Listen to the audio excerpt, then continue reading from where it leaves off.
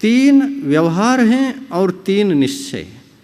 जहाँ पर ये व्यवहार निश्चय में ढल जाता है वहाँ पर तीनों में एकता आ जाती है, एक ताकत आती है, एकता आती है, ताकत आती है। जब व्यवहार में रहता है तो ये अलग अलग रहते हैं।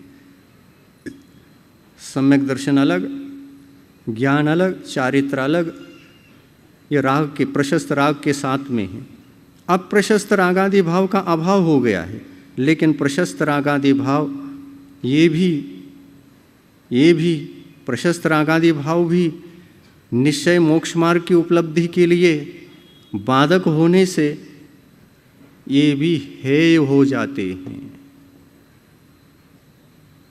बुद्धिपूर्वक रागादि प्रशस्त भावों को अब मैं नहीं करूँगा, ये संकल्प तो होता है, संकल्प तो होता है तो नहीं करूँगा, ये जब कह दिया तो उनका त्याग तो हो गया। मैं तब तक नहीं करूँगा जब तक निश्चय सम्यक दर्शन ज्ञान चारित्र के साथ रहूँगा, तब तक नहीं करूँगा।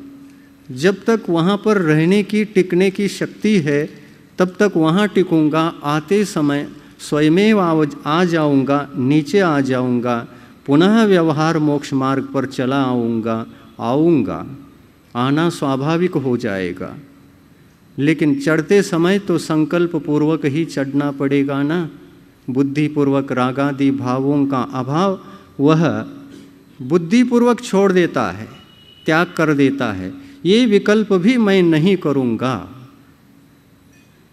ऐसा कह करके जब आत्मानुभूति में तल्लीन हो जाता है तो उस समय वही धर्मात्मा जो धर्मज्ञ था वह आत्मज्ञ बन जाता है।